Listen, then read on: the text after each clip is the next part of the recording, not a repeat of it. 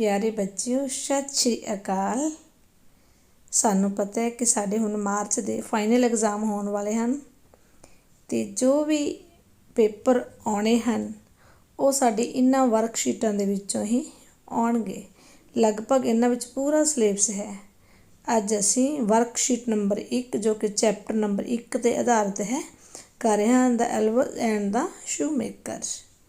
हाँ जी बच्चों, पहला क्वेश्चन हैगा The shoemaker was almost in tears. It means the shoemaker was। हाँ जी, ਇਹਦਾ ਕੀ ਮਤਲਬ ਹੈ? ਕੁਐਸਚਨ ਪੰਜਾਬੀ ਕੀ ਬਣੀ ਕਿ ਜਿਹੜਾ ਸ਼ੂ ਮੇਕਰ ਹੈ ਜੁੱਤੇ ਬਣਾਉਣ ਵਾਲਾ ਉਹ ਹਮੇਸ਼ਾ ਜਾਂ ਅਕਸਰ ਕਿ ਉਹਦੇ ਅੱਖਾਂ ਵਿੱਚ ਹੰਝੂ ਰਹਿੰਦੇ ਸਨ। It means the shoemaker was ਕਿ ਉਹ ਹੈਪੀ ਖੁਸ਼ ਹੁੰਦਾ ਸੀ ਜਾਂ ਸਰਪ੍ਰਾਈਜ਼ਡ ਹੈਰਾਨ ਹੁੰਦਾ ਸੀ ਜਾਂ ਐਕਸਾਈਟਡ ਹੁੰਦਾ ਸੀ, ਅਚੰਭਿਤ ਜਾਂ ਸੈਡ ਜਾਂ ਉਦਾਸ।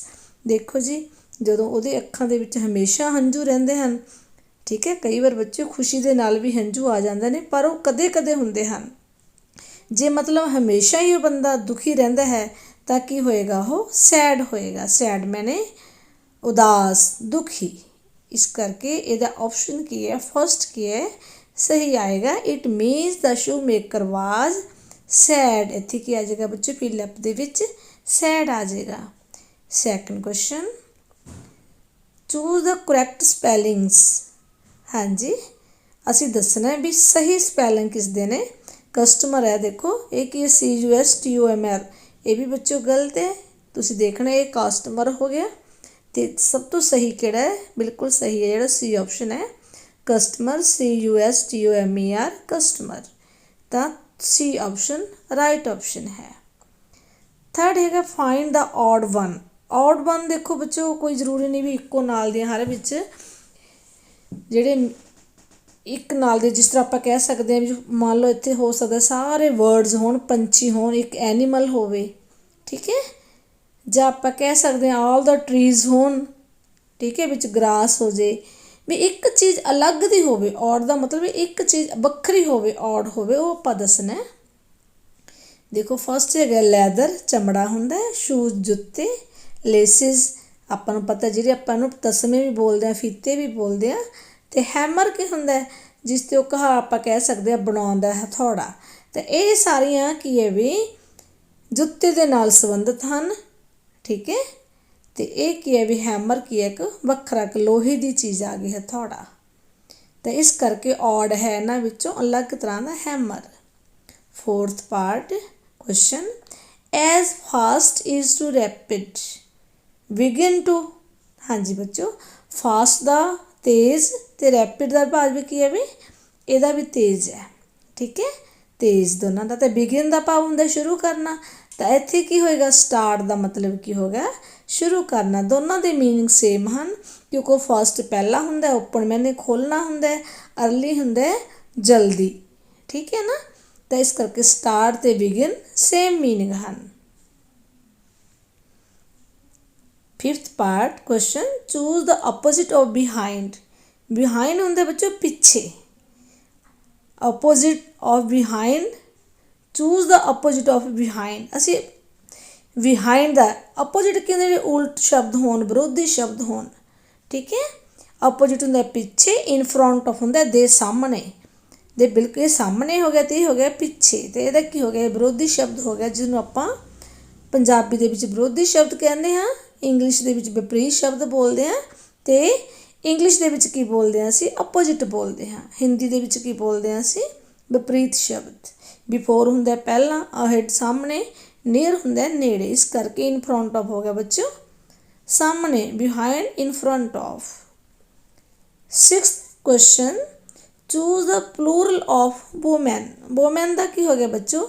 ਦੇਖੋ ਇੱਕ ਵੂਮੈਨ ਦਾ ਮਤਲਬ ਇੱਕ ਇਸਤਰੀ। ਜੇ ਅਸੀਂ ਪਲੂਰਲ ਬਣਾਉਣੇ ਹਨ, ਅਸੀਂ ਬਹੁਤੀਆਂ ਇਸਤਰੀਆਂ ਨੂੰ ਦੱਸਣਾ ਹੋਵੇ ਤਾਂ ਏ ਦੀ ਜਗ੍ਹਾ ਈ ਲੱਗ ਜਾਂਦਾ। ਤਾਂ ਸੀ ਪਾਰਟ ਬਿਲਕੁਲ ਸਹੀ ਹੈ, ਵੂਮੈਨ ਆ ਜਾਏਗਾ, ਠੀਕ ਹੈ। ਵੂਮੈਨ ਸੀ ਪਾਰਟ ਸਹੀ ਹੈ, ਏ ਦੀ ਜਗ੍ਹਾ ਈ ਲੱਗ ਜਾਏਗਾ। ਸੈਵਨਥ ਕੁਐਸਚਨ, ਚੂਜ਼ ਦਾ ਕਰੈਕਟ ਸਟੇਟਮੈਂਟ। ਅਸੀਂ ਇਹਨਾਂ 4 ਸਟੇਟਮੈਂਟਸ ਨੇ, ਇਹਨਾਂ ਵਿੱਚੋਂ ਸਹੀ ਦੱਸਣੀ ਹੈ ਵੀ ਕਿਹੜੀ ਹੈ। The idea liked the woman. ਹਾਂਜੀ, the woman the idea liked, the liked woman the idea, the women like the idea. इस करके बच्चों ਇਹਦਾ देखो मीनिंग है सब्जैक्ट आ गया, फिर वर्ब आ गई तो अगे की आ गया ऑब्जैक्ट आ गया। The women like the idea, औरत ਨੂੰ ਜਿਹੜਾ ਕੀ ਹੈ ਵੀ ਉਹ ਪਸੰਦ ਆਇਆ, ਕਿ ਵਿਚਾਰ ਆਇਆ। ਤੇ ਇੱਥੇ ਦਾ ਆਈਡੀਆ ਲਾਈਕਡ ਦਾ ਵੂਮੈਨ, ਇਹਦਾ ਮਤਲਬ ਕੀ ਹੋ ਗਿਆ ਵੀ ਵਿਚਾਰ ਨੂੰ ਔਰਤ ਪਸੰਦ ਆਈ ਹੈ ਨਾ, ਇਹ ਤਾਂ ਬਿਲਕੁਲ ਗਲਤ ਹੋ ਗਿਆ ਨਾ। ਤਾਂ ਕੀ ਹੈ ਔਰਤ ਨੂੰ ਕੀ ਹੈ ਵੀ ਇਹ ਵਿਚਾਰ ਪਸੰਦ ਆਇਆ, ਤਾਂ ਡੀ ਆਪਸ਼ਨ ਬਿਲਕੁਲ ਸਹੀ ਉੱਤਰ ਹੈ। 8th question, choose the correct option and fill in the blanks। ਅਸੀਂ ਸਹੀ ਦੱਸਣਾ ਕਿਹੜਾ ਹੈ ਇਹਦੇ ਵਿੱਚ। Dash were dancing in the room. ਹਾਂਜੀ इनकरेक्ट गलत है बच्चों, sorry. Choose the incorrect option and fill in the blanks. Incorrect ना जो गलत केड़ा है, आप ये भी कह सकते हैं boys were dancing in the room, लड़के कमरे विच नच रहे सन। Children were dancing in the room, बच्चे कमरे दे विच डांस कर रहे सन, नच रहे सन। मैन भी आ सकता है क्योंकि बहुते आदमी की है भी आप कह सकते हैं आदमी कमरे दे विच नच रहे सन, क्योंकि इत्थे वर है। जे इत्थे बाज हुंदा ਤਾਂ ਆਪਾਂ ਫਿਰ ਇਹ ਸਾਰੀਆਂ ਆਪਸ਼ਨ 'ਚ ਗਲਤ ਹੋ ਜਾਣੀਆਂ ਸੀ। ਇੱਥੇ ਵਰ ਹੈ, ਇੱਥੇ ਕੀ ਇਕੱਲੀ ਲੇਡੀ ਹੈ, ਆਪਾਂ ਇਹ ਨਹੀਂ ਕਹਿ ਸਕਦੇ ਲੇਡੀ ਵਰ। ਜੇ ਇੱਥੇ ਵਰ ਸੀਗਾ, ਜੇਕਰ ਲੇਡੀ ਲਗਾਉਣਾ ਹੁੰਦਾ ਤਾਂ ਆਪਾਂ ਕਹਿ ਸਕਦੇ ਲੇਡੀ ਵਾਜ਼, ਨੱਚ ਰਹੀ ਸੀ। ਇਸ ਕਰਕੇ ਜਿਹੜਾ ਬੀ ਆਪਸ਼ਨ ਹੈ ਬੱਚਿਓ ਇਹ ਇਨਕਰੈਕਟ ਹੈ, ਬਾਕੀ ਸਾਰੇ ਆਪਸ਼ਨ ਸਹੀ ਹਨ। 9th question, in circle one of the cloth hidden in the grid। ਹਾਂਜੀ ਬੱਚੇ ਦੇਖੋ ਇਹ ਵੇਸਟ ਆ ਗਿਆ, ਜੈਕਟ, ਸ਼ਰਟ ਤੇ ਜੀਨਸ। ਤਾਂ ਸਾਡਾ ਇਹ ਆਪਸ਼ਨ ਕੀ ਹੈ ਵੀ ਵੇਸਟ ਕੀ ਹੈ, ਬਨੈਨ ਜਿਹਦਾ ਮੀਨਿੰਗ ਹੁੰਦਾ ਇਹ ਵਾਲਾ ਅਸੀਂ ਇਸ ਗ੍ਰਿਡ ਦੇ ਵਿੱਚੋਂ ਫਾਈਂਡ ਕਰਨਾ ਹੈ। ਤਾਂ ਇਹ ਆਪਸ਼ਨ ਬਿਲਕੁਲ ਸਹੀ ਹੈ। 10th question, choose the incorrect option for noun। ਹਾਂਜੀ ਨਾउन ਕੀ ਹੁੰਦਾ ਹੈ, ਨਾउन ਕਿਸ ਦਾ ਨਾਮ ਹੁੰਦਾ ਹੈ, ਠੀਕ ਹੈ। ਆਪਾਂ ਕਿਸੇ ਵੀ ਚੀਜ਼ ਨੂੰ ਕਹਿ ਸਕਦੇ ਹਾਂ, ਕੋਈ ਦਿੱਲੀ, ਪਟਿਆਲਾ, ਗੁਰਮੀਤ, ਜੋ ਵੀ ਕਿਸ ਦਾ ਨਾउन ਹੈ ਉਸ ਨੂੰ ਨਾਮ ਹੈ ਨਾ ਆਪਾਂ ਬੋਲਦੇ ਹਾਂ। ਅਤੇ ਦੇਖੋ ਸ਼ੌਪ ਇੱਕ ਦੁਕਾਨ ਦਾ ਨਾਮ ਹੈ, ਲੈਦਰ ਚਮੜੇ ਦਾ ਨਾਮ ਹੈ, ਕਲੋਥਸ ਕੱਪੜਿਆਂ ਦਾ ਨਾਮ ਹੈ। ਪਰ ਬ੍ਰਿੰਗ ਕੀ ਹੁੰਦਾ ਬੱਚੋ, ਲਿਆਉਣਾ ਵਰਬ ਫਾਰਮ ਹੈ ਨਾ, ਬ੍ਰਿੰਗ, ਬ੍ਰੌਟ। ਤਾਂ ਕੀ ਬ੍ਰਿੰਗ ਕੀ ਹੈ, ਇਹ ਨਾउन ਨਹੀਂ ਹੈ, ਇਹ ਕਿਸੇ ਦਾ ਨਾਮ ਨਹੀਂ ਹੈ। 11th question, choose the odd one out। ਇਹਨਾਂ 'ਚੋਂ ਅਸੀਂ ਅਲੱਗ ਦੱਸਣਾ ਹੈ। ਪਹਿਲਾਂ ਵੀ ਔਡ ਆਇਆ ਸੀਗਾ ਅਤੇ ਹੁਣ ਵੀ ਦੱਸਣਾ ਔਡ ਕਿਹੜਾ। ਦੇਖੋ ਕੈਂਡਲ ਬੱਚਿਓ ਚਾਨਣ ਕਰਦੀ ਹੈ, ਰੋਸ਼ਨੀ ਦਿੰਦੀ ਹੈ ਨਾ, ਆਪਾਂ ਜਲਾਉਂਦੇ ਹਾਂ। ਟਿਊਬ ਵੀ ਰੋਸ਼ਨੀ ਦਿੰਦੀ ਹੈ, ਵੱਲਬ ਵੀ ਕੀ ਹੈ ਰੋਸ਼ਨੀ ਦਿੰਦਾ ਹੈ।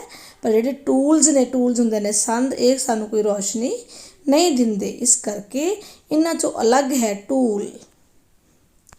ਨੈਕਸਟ ਦੇਖੋ 12th question ਤੁਹਾਡਾ, which of the following is not an action word. Action word ਕਿਹੜੇ ਹੁੰਦੇ ਨੇ ਬੱਚੋ, ਐਕਸ਼ਨ ਵਰਡ ਉਹ ਹੁੰਦੇ ਨੇ ਜਦੋਂ ਅਸੀਂ ਆਪਣੇ ਸਰੀਰ ਦੇ ਕਿਸੇ ਵੀ ਅੰਗ ਦੇ ਨਾਲ ਕੋਈ ਹਿਲ ਜੁਲ ਕਰਦੇ ਹਾਂ, ਚਾਹੇ ਬੋਲਦੇ ਹਾਂ, ਚਾਹੇ ਖਾਂਦੇ ਹਾਂ, ਚਾਹੇ ਲੱਤਾਂ ਨਾਲ ਅਸੀਂ ਡਾਂਸ ਕਰਦੇ ਹਾਂ, ਚਾਹੇ ਅਸੀਂ ਤੁਰਦੇ ਹਾਂ, ਉਹਨੂੰ ਬੋਲਦੇ ਆਪਾਂ ਐਕਸ਼ਨ ਵਰਡ, ਠੀਕ ਹੈ।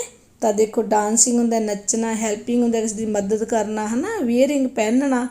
ਪਰ ਇਹ ਕੀ ਹੈ, ਈਵਨਿੰਗ ਹੈ, ਠੀਕ ਹੈ। ਐਕਸ਼ਨ ਵਰਡ ਦੇ ਨਾਲ ਹਮੇਸ਼ਾ ING ਲੱਗਦਾ ਹੈ, ਇੱਥੇ ਵੀ ING ਲੱਗਦਾ ਹੈ, ਪਰ ਇੱਥੇ ਕੋਈ ਬੱਚੇ ਸ਼ਾਮ ਹੈ, ਇਹ ਸਾਡੇ ਸਰੀਰ ਦੇ ਨਾਲ ਕੋਈ ਅਸੀਂ ਐਕਸ਼ਨ ਨਹੀਂ ਕਰ ਰਹੇ। ਇਸ ਕਰਕੇ ਸੀ ਆਪਸ਼ਨ ਇਹ ਕੀ ਹੈ ਜੀ, ਇਹ ਔਡ ਹੈ ਇਹਨਾਂ ਦੇ ਵਿੱਚੋਂ, ਕੀ ਹੈ ਇਹ ਐਕਸ਼ਨ ਵਰਡ ਨਹੀਂ ਹੈ। 13, choose the article from the given sentences। Article ਤੁਹਾਨੂੰ ਪਤਾ ਹੈ ਨਾ ਬੱਚੇ, ਐਨ ਦਾ ਇਹ ਸਾਰੇ ਆਰਟੀਕਲਸ ਨੇ, ਠੀਕ ਹੈ। ਤਾਂ ਇਹਦੇ ਵਿੱਚੋਂ ਦਾ ਰੂਮ ਵਾਜ਼ ਲਿਟ ਬਾਏ ਦਾ ਕੈਂਡਲ ਫਲੇਮ। ਹਾਂਜੀ ਤਾਂ ਦ ਕੀ ਹੈ ਇਹਦੇ ਵਿੱਚੋਂ, ਦ ਕੀ ਹੈ ਆਰਟੀਕਲ ਹੈ। 14th, choose the incorrect pair. Incorrect ਹੁੰਦਾ ਸਹੀ, ਜਿਹੜਾ ਸਹੀ ਜੋੜਾ ਨਹੀਂ ਹੈ ਉਹ ਦੱਸਣਾ। ਦੇਖੋ ਬੱਚੇ ਅੰਕਲ ਦਾ ਆਂਟ ਹੁੰਦਾ ਹੈ ਨਾ, ਹਸਬੈਂਡ ਦਾ ਕੀ ਹੋਣਾ ਸੀ, ਵਾਈਫ ਹੋਣਾ ਸੀ, ਜਾਂ ਜੇ ਇੱਥੇ ਵੂਮੈਨ ਹੈ ਤਾਂ ਇੱਥੇ ਮੈਨ ਹੋਣਾ ਸੀ। ਜੇਕਰ ਹਸਬੈਂਡ ਹੈ ਤਾਂ ਵਾਈਫ ਹੋਣਾ ਸੀ। ਇਸ ਕਰਕੇ ਜਿਹੜਾ ਬੀ ਆਪਸ਼ਨ ਹੈ ਗਲਤ ਹੈ। ਲਾਇਨ ਲਾਇਨਸ ਠੀਕ ਹੈ, ਸ਼ੇਰ ਸ਼ੇਰਨੀ, ਬੁੱਲ ਕਾਓ, ਬਲਦ ਗਾਂ, ਠੀਕ ਹੈ। ਇਹ ਆਪਾਂ ਕਹਿ ਸਕਦੇ ਹਾਂ ਸਹੀ ਹੈ। ਅਤੇ ਹਸਬੈਂਡ ਅਤੇ ਵੂਮੈਨ ਕੀ ਹੈ ਵੀ ਇਹ ਸਹੀ ਪੇਅਰ ਨਹੀਂ ਹੈਗਾ। 15th, arrange the following words in alphabetically order.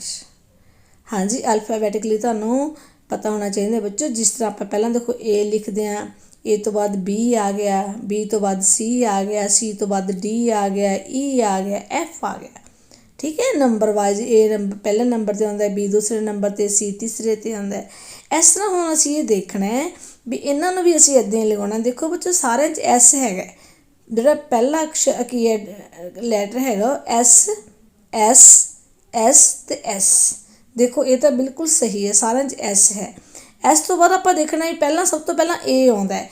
ਸਭ ਤੋਂ ਪਹਿਲਾਂ ਏ ਵਾਲਾ ਕਿਹੜਾ ਬੱਚੋ, ਦੇਖੋ ਸੈਡ ਕੀ ਹੈ, ਇਹ ਆ ਗਿਆ ਐਸ ਏ, ਤਾਂ ਪਹਿਲਾਂ ਐਸ ਏ ਆ ਗਿਆ। ਏ ਤੋਂ ਬਾਅਦ ਬੀ ਹੈ, ਬੀ ਹੈ ਕੋਈ, ਐਸ ਤੋਂ ਬਾਅਦ ਬੀ ਉੱਤੇ ਲੱਗਿਆ ਹੋਇਆ ਨਹੀਂ ਹੈ। ਬੀ ਤੋਂ ਬਾਅਦ ਸੀ ਹੈ, ਨਹੀਂ ਹੈ। ਸੀ ਤੋਂ ਬਾਅਦ ਡੀ, ਦੇਖੋ ਡੀ ਹੈ ਕਿਤੇ ਇੱਥੇ, ਨਹੀਂ ਹੈਗਾ। ਫਿਰ ਅਸੀਂ ਈ ਦੇਖਣਾ, ਈ ਵਾਲਾ ਕੋਈ ਹੈਗਾ ਸੈਕਿੰਡ ਨੰਬਰ 'ਤੇ, ਨਹੀਂ ਹੈਗਾ। ਐਫ ਵੀ ਨਹੀਂ ਹੈਗਾ ਬੱਚਿਓ, ਜੀ ਵੀ ਨਹੀਂ ਹੈਗਾ। ਅੱਗੇ ਕਿ ਐਚ, ਐਚ ਆ ਗਿਆ, ਸ਼ੀ ਆ ਗਿਆ, ਤਾਂ ਸ਼ੀ ਆ ਗਿਆ। ਪਹਿਲਾਂ ਏ ਫਿਰ ਸੀ, ਐਚ। ਐਚ ਤੋਂ ਬਾਅਦ ਕਹਿੰਦੇ ਆਈ ਜੇ ਕੇ ਐਲ ਐਮ ਐਨ ਓ ਪੀ ਕਿਊ ਆਰ ਐਸ ਟੀ। ਹਾਂਜੀ ਬੱਚੋ ਟੀ ਵਾਲਾ ਆ ਗਿਆ। ਉਸ ਤੋਂ ਬਾਅਦ ਸਟਿਚ ਆ ਗਿਆ, ਅੱਗੇ ਯੂ ਵਾਲਾ ਆ ਗਿਆ, ਯੂ ਆ ਗਿਆ। ਇਸ ਕਰਕੇ ਸਾਡਾ ਸੀ ਆਪਸ਼ਨ ਬਿਲਕੁਲ ਸਹੀ ਹੈ। ਇਹਨੂੰ ਬੱਚੇ ਬੋਲਦੇ ਨੇ arrange the following words in alphabetically order. ਪਹਿਲਾਂ ਏ ਵਾਲੇ, ਫਿਰ ਬੀ ਵਾਲੇ, ਫਿਰ ਸੀ ਵਾਲੇ, ਫਿਰ ਡੀ ਵਾਲੇ। ਠੀਕ ਹੈ ਜੀ। ਅੱਗੇ ਨੈਕਸਟ ਹੈਗਾ ਚੂਜ਼ ਦਾ ਇਨਕਰੈਕਟ ਆਪਸ਼ਨ। ਹਾਂਜੀ, ਅਸੀਂ ਦੱਸਣੇ ਵੀ ਕਿਹੜੀ ਆਪਸ਼ਨ ਹੈ ਉਹ ਗਲਤ ਹੈ। ਦੇਖੋ ਬੱਚੇ ਤੁਹਾਨੂੰ ਪਤਾ ਹੈ 5 ਆਪਣੇ ਹੁੰਦੇ ਨੇ ਵੋਵਲਸ ਹੈ ਨਾ, ਏ ਈ ਆਈ ਓ ਯੂ। ਠੀਕ ਹੈ, ਤਾਂ ਸਾਨੂੰ ਪਤਾ ਹੈ ਜਿੱਥੇ ਪੰਜਾਬੀ ਦੇ ਵਿੱਚ ਆਪਾਂ ਬੋਲਣ ਲੱਗੇ ਊੜਾ ਐੜਾ ਈੜੀ ਦੀ ਆਵਾਜ਼ ਆਵੇ ਤਾਂ ਅਸੀਂ ਉੱਥੇ ਐਨ ਲਗਾਉਂਦੇ ਹਾਂ, ਅਤੇ ਬਾਕੀ ਦੇ ਨਾਲ ਅਸੀਂ ਸਿੰਗਲ ਚੀਜ਼ ਦੱਸਣ ਵਾਸਤੇ ਏ ਦੀ ਵਰਤੋਂ ਕਰਦੇ ਹਾਂ। ਠੀਕ ਹੈ ਜੀ। ਅਤੇ ਕੋਈ ਜਿਹੜੇ ਯੂਨੀਵਰਸਲ ਚੀਜ਼ ਨੇ ਉਹਨਾਂ ਲਈ ਅਸੀਂ ਦ ਦੀ ਵਰਤੋਂ ਕਰਦੇ ਹਾਂ। ਦੇਖੋ ਬੱਚੇ ਅ ਸ਼ਰਟ ਬਿਲਕੁਲ ਠੀਕ ਹੈ, ਅਤੇ ਸ਼ ਦੀ ਆਵਾਜ਼ ਆ ਰਹੀ ਹੈ ਸ਼ਰਟ। ਠੀਕ ਹੈ, ਐਸ ਦਾ ਭਾਵ ਸ ਹੁੰਦਾ ਪਰ ਐਚ ਦੇ ਨਾਲ ਸ਼ ਬਣ ਗਿਆ। ਅ ਸ਼ਰਟ, ਦ ਅਰਥ, ਐਨ ਈਗਲ। ਦੇਖੋ ਬੱਚੋ ਈੜੀ ਦੀ ਆਵਾਜ਼ ਆ ਗਈ ਤਾਂ ਅਸੀਂ ਐਨ ਲਗਾਤਾ। ਅਸੀਂ ਏ ਈਗਲ ਨਹੀਂ ਕਹਿ ਸਕਦੇ ਕਿਉਂਕਿ ਇੱਥੇ ਊੜਾ ਐੜਾ ਈੜੀ ਦੀ ਆਵਾਜ਼ ਆ ਗਈ, ਈਗਲ, ਐਨ ਈਗਲ, ਇਸ ਕਰਕੇ ਠੀਕ ਹੈ। ਅੱਗੇ ਆਨੀਅਨ, ਆਨੀਅਨ ਕੀ ਹੁੰਦਾ ਬੱਚੋ ਪਿਆਜ਼, ਇੱਥੇ ਉਹ ਆਨੀਅਨ ਅ ਦੀ ਆਵਾਜ਼ ਆ ਗਈ। ਠੀਕ ਹੈ ਨਾ, ਇਸ ਕਰਕੇ ਜੇ ਇੱਥੇ ਅ ਦੀ ਆਵਾਜ਼ ਹੈ ਤਾਂ ਅਸੀਂ ਇੱਥੇ ਐਨ ਲਗਾਉਣਾ ਸੀ। ਠੀਕ ਹੈ, ਅਸੀਂ ਏ, ਅਤੇ ਜੇ ਕੈਰਟ ਹੁੰਦਾ, ਰੈਡਿਸ਼ ਹੁੰਦੀ ਹੈ ਨਾ, ਕੈਰਟ ਕੱਕੇ ਦੀ ਆਵਾਜ਼ ਆ ਗਈ, ਰੈਡਿਸ਼ ਰ ਦੀ ਆਵਾਜ਼ ਆ ਗਈ ਤਾਂ ਅਸੀਂ ਅ ਲਗਾ ਸਕਦੇ ਸੀ, ਪਰ ਹੁਣ ਅਸੀਂ ਇੱਥੇ ਏ ਦੀ ਆਵਾਜ਼ ਨਹੀਂ ਲਗਾਵਾਂਗੇ ਅਤੇ ਆਪਾਂ ਬੋਲਾਂਗੇ ਇਹ ਸਾਡੀ ਜਿਹੜੀ ਆਪਸ਼ਨ ਹੈ ਇਹ ਗਲਤ ਹੈ। ਤਾਂ ਇੱਥੇ ਐਨ ਆਨੀਅਨ ਆਉਣਾ ਸੀ। ਠੀਕ ਹੈ ਜੀ। ਅੱਗੇ 17th ਕੁਐਸਚਨ ਚੂਜ਼ ਦ ਇਨਕਰੈਕਟ ਵਨ। ਇਹਨਾਂ ਵਿੱਚੋਂ ਵੀ ਬੱਚੇ ਕੋਈ ਗਲਤ ਹੈ। ਦੇਖੋ ਕੀ ਇਹ ਪਲੂਰਲ ਨੇ ਸ਼ਾਇਦ, ਮੈਚ ਮੈਚਿਸ, ਕਿਉਂਕਿ ਜਿੱਥੇ ਐਚ ਹੋਵੇ ਸੀ ਐਚ ਹੋਵੇ ਤਾਂ ਉੱਥੇ ਈ ਐਸ ਲੱਗਦਾ ਹੈ, ਮੈਚਿਸ। ਸਿਟੀ ਸਿਟੀਜ਼, ਜਦੋਂ ਬਾਈ ਹੋਵੇ ਲਾਸਟ 'ਤੇ, ਠੀਕ ਹੈ, ਅਤੇ ਇਹ ਤੋਂ ਪਹਿਲਾਂ ਕੋਈ ਵੋਵਲ ਨਾ ਹੋਵੇ ਤਾਂ ਬਾਈ ਨੂੰ ਹਟਾ ਕੇ ਅਸੀਂ ਆਈ ਈ ਐਸ ਲਗਾਉਣੇ ਆ ਪਲੂਰਲ ਬਣਾਉਣ ਵਾਸਤੇ, ਹੈ ਨਾ। ਤਾਂ ਸਿਟੀ ਸਿਟੀਜ਼, ਲੇਡੀ ਲੇਡੀਜ਼, ਪਰ ਮੰਕੀ ਮੰਕੀਜ਼। ਦੇਖੋ ਬੱਚਿਓ ਇੱਥੇ ਬਾਈ ਤੋਂ ਪਹਿਲਾਂ ਕੀ ਹੈ, ਵੋਵਲ ਹੈ ਨਾ। ਜੇ ਤਾਂ ਇੱਥੇ ਕੀ ਹੁੰਦਾ ਜੀ ਐਚ ਵਗੈਰਾ ਤਾਂ ਫਿਰ ਅਸੀਂ ਬਾਈ ਨੂੰ ਕੱਟ ਕੇ ਆਈ ਈ ਐਸ ਲਗਾ ਦਿੰਦੇ, ਪਰ ਹੁਣ ਬਾਈ ਤੋਂ ਪਹਿਲਾਂ ਈ ਐਸ ਕਰਕੇ ਅਸੀਂ ਇਕੱਲਾ ਇੱਥੇ ਐਸ ਲਗਾਉਣਾ ਅਤੇ ਮੰਕੀਜ਼, ਇਸ ਕਰਕੇ ਡੀ ਆਪਸ਼ਨ ਗਲਤ ਹੈ।